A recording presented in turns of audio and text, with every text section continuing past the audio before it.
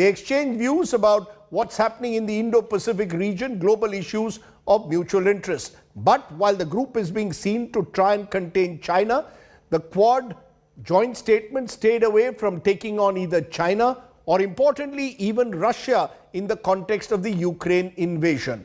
So what does this meeting mean, and what will India's role really be in Quad? And importantly, can this new grouping contain Chinese expansionism? That's our top focus today. But first, take a look at this story from my colleague Paulomi Saha, who is in Tokyo. Prime Minister Narendra Modi, US President Joe Biden, Japanese Prime Minister Fumio Kishida, and Australian Prime Minister Anthony Albanese put up a united front against any kind of expansionism in the second in-person meeting of the Quad leadership.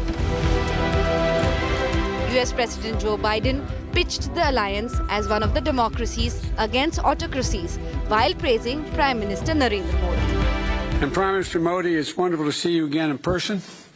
Thank you for your continuing commitment to making sure democracies deliver, because that's what this is about, democracies versus autocracies, and we have to make sure we deliver. Later, at the bilateral with Prime Minister Modi, Biden again raised the Russian invasion of Ukraine. We also discussed the ongoing effects of Russia's brutal and unjustified invasion of Ukraine and the effect it has on the entire global world order. And the U.S. and India are going to continue consulting closely on how to mitigate these negative effects. India, which is pursuing its own independent policy towards Russia, negotiated the minefield deftly, sticking to its real objective of safeguarding interests in the Indo-Pacific region. हम दोनों ही देश के Indo-Pacific क्षेत्र के बारे में भी समान नजरिया रखते हैं और न सिर्फ द्विपक्षीय स्तर पर बल्कि अन्य लाइक माइंडेड देशों के साथ अपने साझा मूल्यों और साझा हितों को सुरक्षित रखने के लिए काम कर रहे हैं. The Quad joint statement reflected India's stand and avoiding naming Russia. It called for peaceful settlement of disputes without resorting to threat or use of force. The four nations reaffirmed their resolve to uphold the international rules-based order.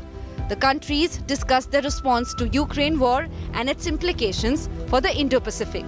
The statement also denounced cross-border terrorism. The Quad meeting was overshadowed by a comment by President Biden, who on the eve of the talks seemed to commit to a military defense of Taiwan should the Chinese attack them. That's a commitment we made. We are not, look, here's the situation. We agree with a one China policy. We signed on to it and all the attendant agreements made from there. But the idea that it can be taken by force, just taken by force, is just not appropriate. It will dislocate the entire region and be another action similar to what happened in Ukraine. The Quad stresses that it is a strategic alliance and not a military tie-up, but China still fears that this could be a NATO-like grouping, but specifically for the Indo-Pacific region. Even while talks were on in Tokyo, Chinese and Russian fighter jets were flying close to Japan. So while the Quad may not have announced any sort of specific measures, it appears the message sure has hit home. Paulomi Saha in Tokyo for India Today. And Paulomi Saha joins me from Tokyo. I know it's late in the night. Paulomi, you've had a very long day, so I won't keep it very long. But what have been the atmospherics like at the meeting? We've heard their official statements, but behind the closed doors, have they specifically mentioned their concerns over both Russia and China behind closed doors? What are your sources telling you?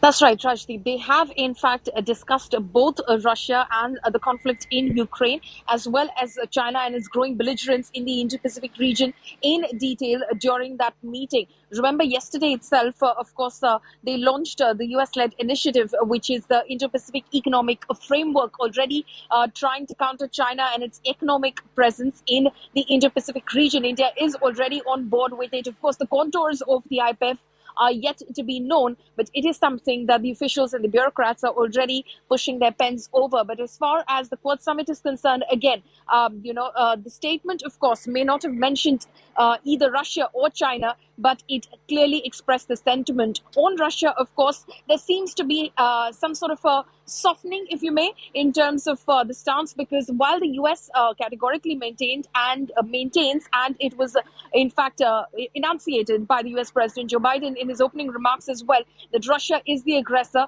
and Russia needs to be countered, and military aggression doesn't seem to be its only goal. It wants to obliterate Ukraine and its culture altogether. In the statement, of course, it read more like the way India has been balancing the act in terms of saying that we do not support any sort of hostility or violence, and we do believe that dialogue and discussion is the only way forward. We do believe that the international order needs to be maintained, and that is by following international laws, including the UN Charter on China. Of course, again, without naming China, they did mention its growing maritime bullying activities in terms of trying to use coercive activities to try and counter other nations in the Indo-Pacific region. So clearly a very strong statement and a message that went out to China.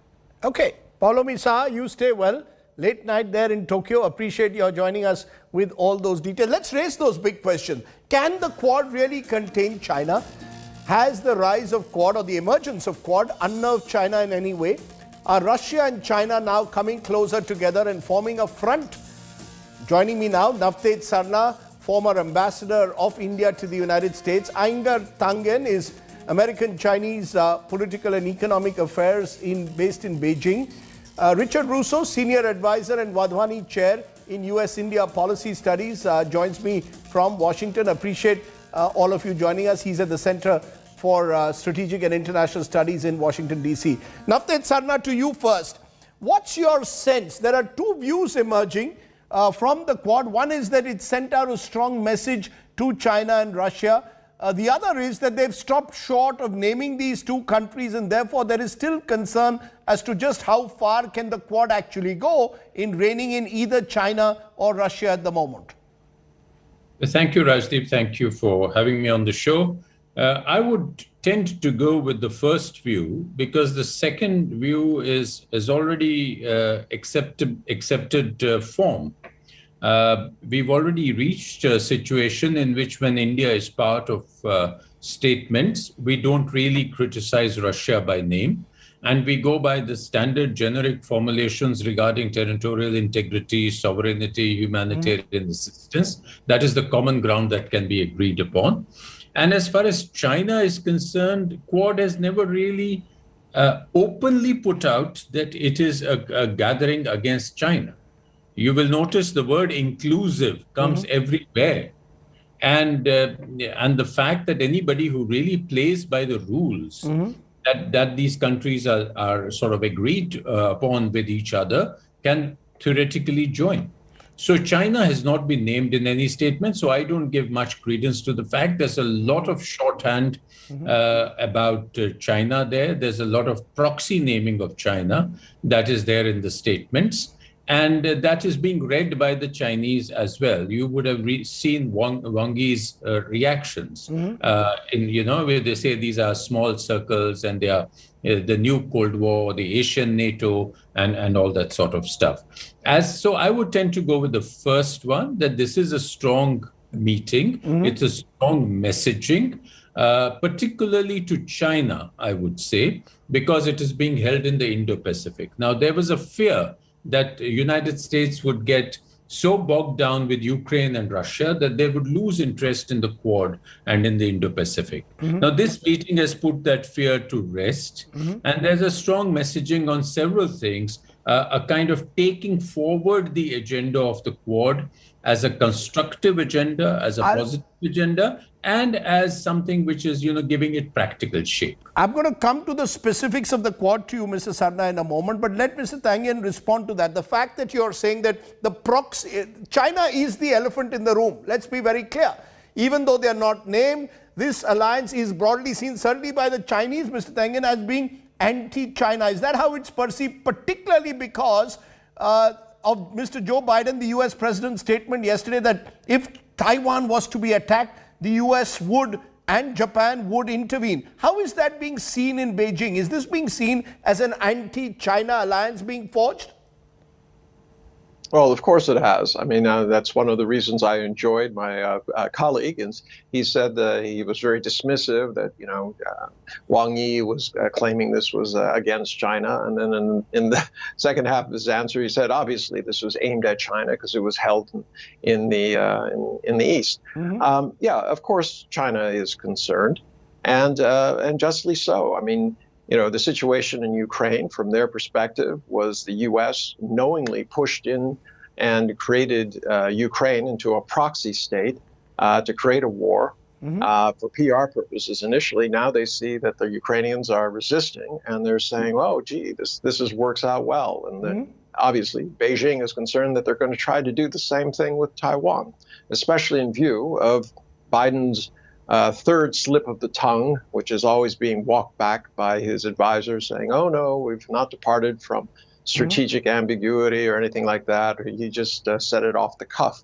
Well, he said it 3 times in as many months. At some point, you have to believe him. So when you say that the Chinese are they concerned about it? Do they see the forging of the strengthening of Quad as an attempt specifically to contain China? Is that what you're saying?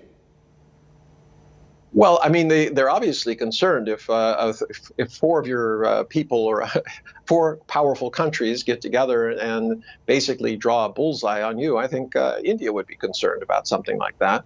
Obviously, they have to do it. But when you start looking at what actually happened, most of it was a talk shop. They talked about $50 billion, a one-time investment into infrastructure and green and this. I didn't really identify how it was going to be raised or what projects would be funded. China, on the other hand, just through the Belt and Road Initiative, each year puts in about $60 billion. So, I mean, China sees this as kind of minor attempts to kind of convince nations that they're doing something.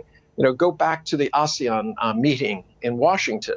Biden promised $150 million for 10 nations to do all sorts of wonderful things. It was a slap in the face. They just didn't know what to make of it. Plus, he didn't even bother to have one-on-one meetings with these leaders who had come all the way to Washington. Unfortunately, Biden, he has a lot of rhetoric, most of it aimed at the domestic side, as his poll numbers flag, but it doesn't seem to be having a clear strategy. Mr. Russo, you've heard 2 views there. What's your sense? Is this an Asian NATO in the making, as Navteej Sarna seems to suggest, or some analysts would seem to suggest, or do you believe it's a talk shop, as Mr. Tengen suggests, that really, at the end of the day, doesn't add up to much? What really is the Quad all about? I'd say it's a talk shop today that hopes to evolve into something that will be a more defined and proactive security partnership in the future. But, these are 4 countries that don't have a long history, at least together, of working together. So they're starting on smaller things, which I think we'd all sort of agree. China's domination of global trade flows in areas like critical minerals, a lot of the infrastructure money that was discussed before, we've seen that used as a hook for, political leverage with a number of countries in the region. Although sometimes that money that China deploys is also used on commercial basis. But there are times when it's been used as a more of a hook for countries who want to get deeper security ties themselves.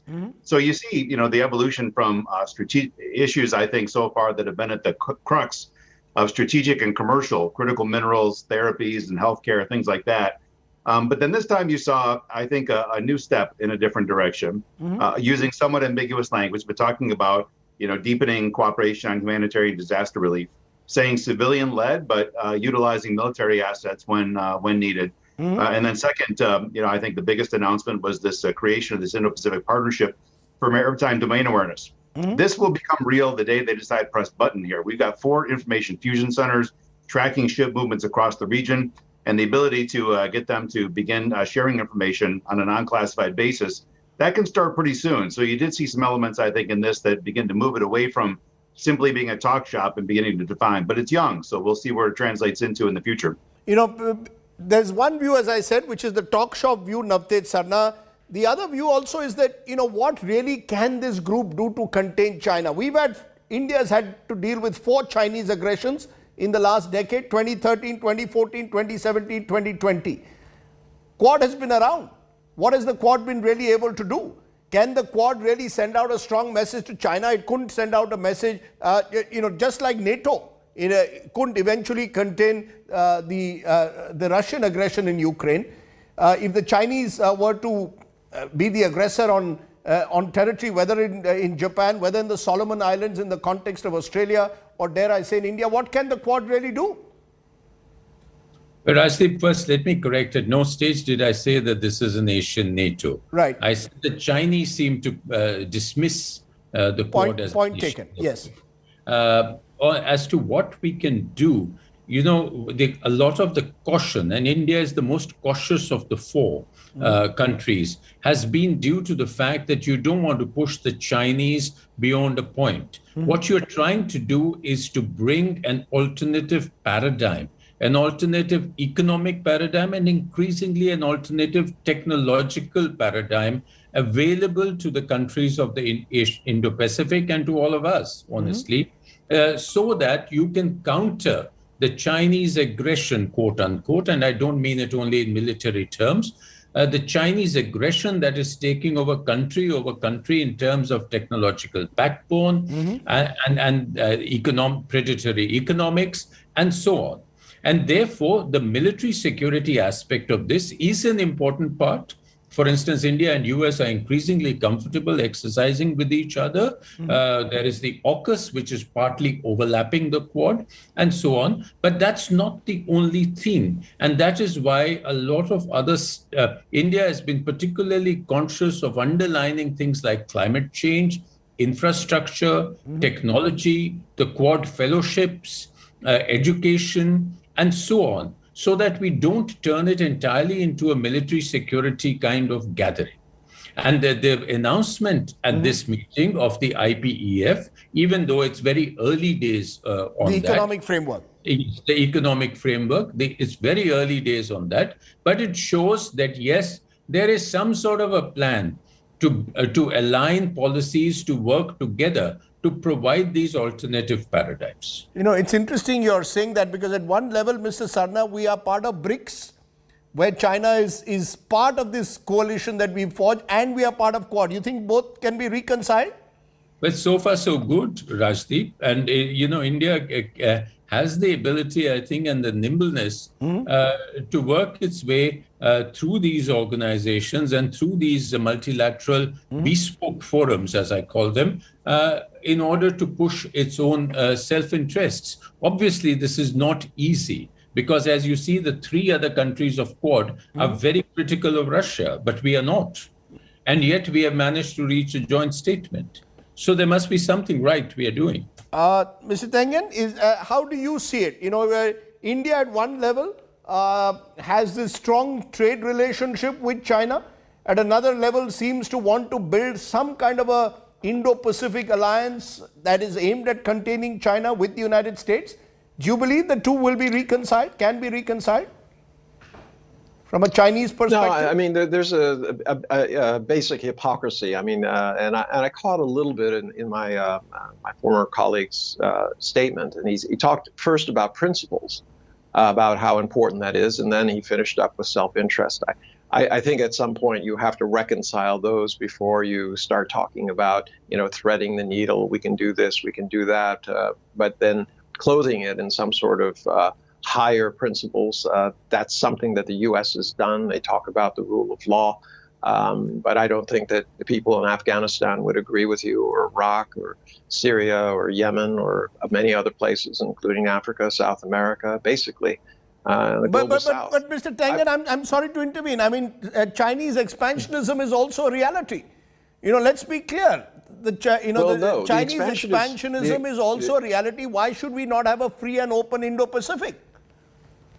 Okay, so at what point has China ever prevented any kind of traffic through the Indo-Pacific? This is a myth.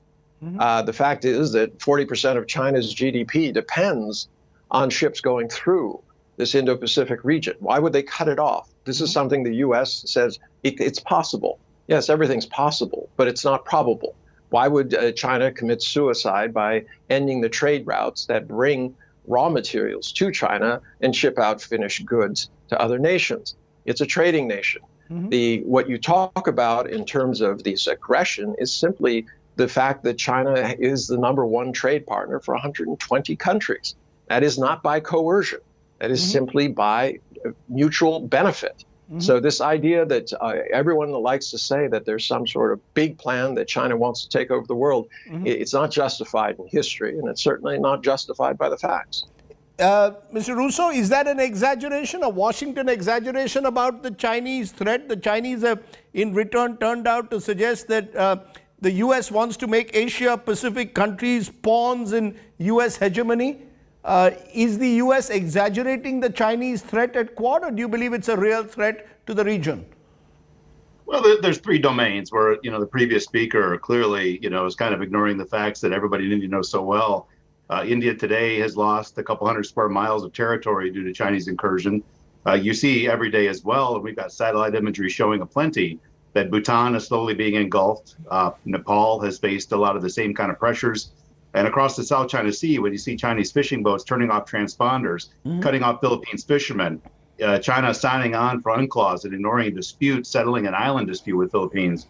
So there are areas. I mean, it's not to say the United States foreign policy has been perfect throughout time in history, but to ignore, what we've got, satellite imagery, treaties to which China is bound and ignored decisions and rulings.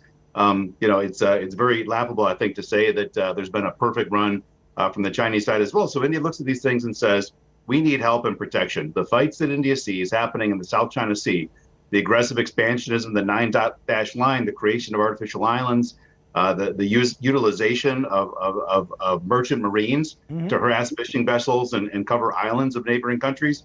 This is all quite real. And India is concerned, of course, that you're going to see a lot of these same fights played out in the Indian Ocean in the future. And India has enjoyed a long history of being the dominant naval power there. But if China looks to move a carrier into there, friendly ports that they're helping to co-develop right now, partnerships are going to be important. And clearly the United States and Australia can be two terrific allies in that. You go along with that, Mr. Sarna, that this is the first stage towards an eventual broader alliance, which will at least send a message to the Chinese when it comes to Chinese expansionism. Do you really see this as some kind of a deterrent alliance? Well, it may not deter the Chinese, but you just can't lie down and take it. And I'm afraid the speaker who came after me and who said that India and said that India is indulging in hypocrisy and said that China wants free trade and free movement. I'm sure he's heard of places like Habantota and Somalia and Gwadar and how much free trade is going to be allowed and how much the trade and militarization of these ports and other ports is happening, and the creation of islands in the South and East China Sea and so on and so forth. So this may not be a deterrent, but this is an important coming together of four countries which can actually formulate and project a different kind of leadership, a different kind of economic cooperation, and very important, something which, a free technological atmosphere, because technology is going to be crucial in the economic cooperation in the years to come. An alternative digital landscape has to be provided to these countries. Otherwise, we may all give up. That's all. So I think it's a tremendously important thing. It's moving very cautiously. It's growing slowly, bit by bit. And as long as the four countries are aligned in their broad perspectives, not in all details, and they are aligned towards what they see as the danger coming from China, I think we'll move together. Maybe in baby steps, but certainly forward. Well, that really, in a sense, perhaps sums up the Quad. Baby steps being taken, but hopefully moving in the right direction to forge the kind of alliances that are needed in the 21st century. How Beijing will respond in the weeks and months ahead, we'll have to wait and see. But for now, to Mr. Russo, Mr. Tengen and Navteej Sarna, appreciate your joining me here on my top talking point tonight on what the Quad message really is. There was also that interesting photo op where the BJP leaders are claiming that India is the Vishwa Guru because Mr. Modi is standing right in front of the other leaders.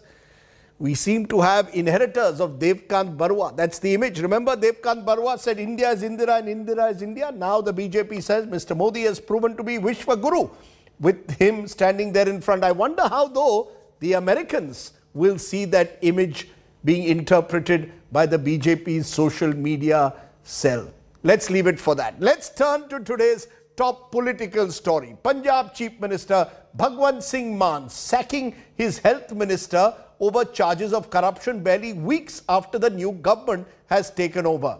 Vijay Sangla, the man in the controversy, had allegedly asked for commission on tenders. Arvind Kejriwal says this is evidence that the AAP has a zero tolerance approach towards corruption. His critics are saying it shows how the AAP too is riddled with corruption. Where does the truth lie? Take a look.